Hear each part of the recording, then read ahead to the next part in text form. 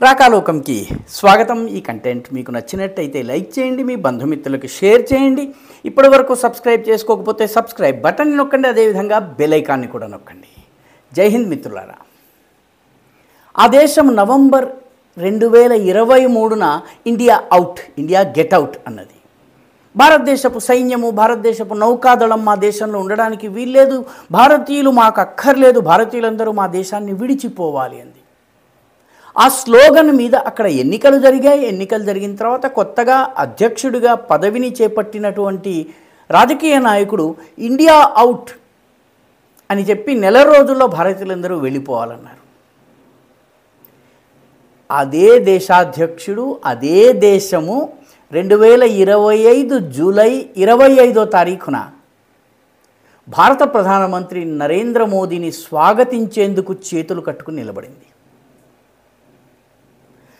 ప్రత్యక్షంగా ఆ దేశాధ్యక్షుడు రెండు చేతులు ఇలా కట్టుకుని నరేంద్ర మోదీ కోసం ఎర్రతిబాచి పరిచి ఎయిర్పోర్ట్లో నిలబడున్నారు.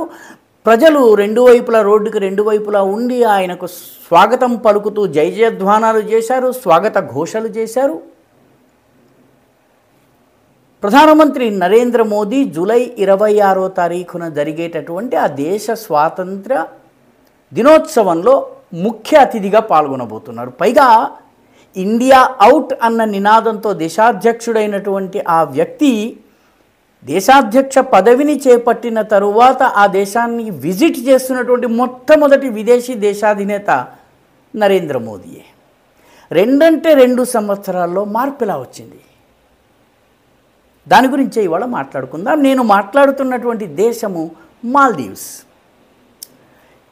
అరేబియా సముద్రంలో ఉన్నటువంటి మాల్దీవ్స్ మన ప్రాచీన చరిత్రలో మాలాద్వీపం అన్నటువంటి పేరుతోటి ప్రసిద్ధిగాంచింది. తరువాత అది మాల్దీవ్స్గా మారింది. ఇప్పుడైతే ప్రొనౌన్సియేషన్, ఉచ్చారణ కూడా మాల్దీవ్స్ అనడం మొదలుపెట్టారు.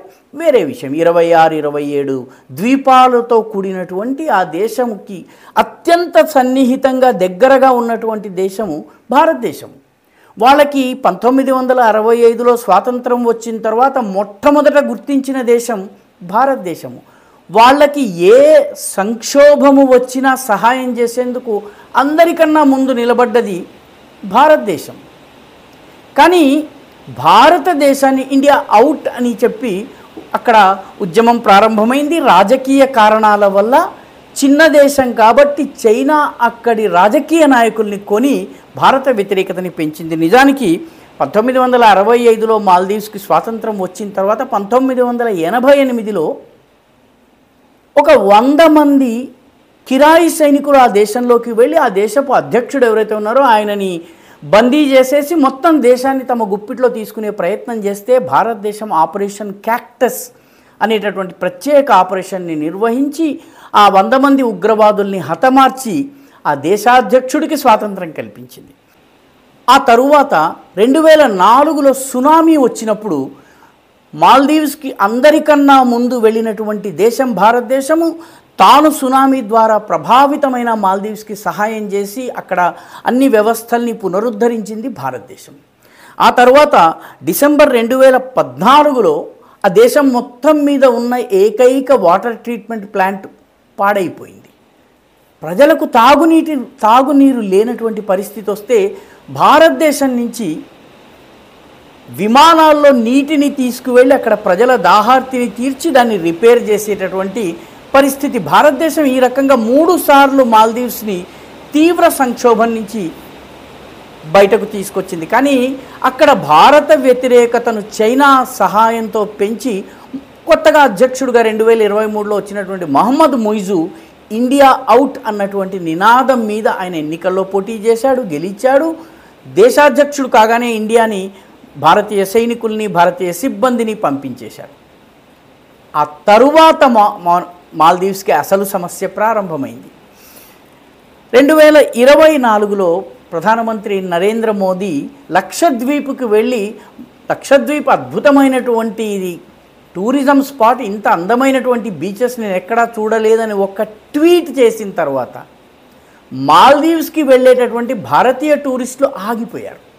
మాల్దీవ్స్ అసలు బ్రతికేదే భారతీయ టూరిజం, భారతీయ టూరిస్టుల ఆధారంగా. దాంతో మాల్దీవ్స్కి సంక్షోభం వచ్చింది. రెచ్చగొట్టినటువంటి చైనా సహాయం చేసే పరిస్థితి లేదు. మీకు నీటి కొరత వస్తే టిబెట్ నుంచి నీటిని మేము సౌత్ చైనా సీ ద్వారా మలక్కా స్టేట్స్ దాటి అండమాన్ ద్వీపాల నుంచి శ్రీలంకకు దక్షిణం నుంచి వచ్చి మీకు నీళ్ళ ఇస్తాము, ఈరోజు దాహం వేస్తే వారం రోజుల తరువాత మీకు నీళ్ళు ఇస్తామని చైనా చెప్పేటప్పటికీ మాల్దీవ్స్కి తత్వం బోధపడింది. అప్పటి నుంచి మాల్దీవ్స్ నెమ్మదిగా తన యొక్క దృక్పథాన్ని మార్చుకుంటూ వచ్చింది. ఒక దశలో అయితే మాల్దీవ్స్కి చెందినటువంటి 3 మంత్రులు నరేంద్ర మోదీ పట్ల అవాకులు చవాకులు కూడా పేలారు.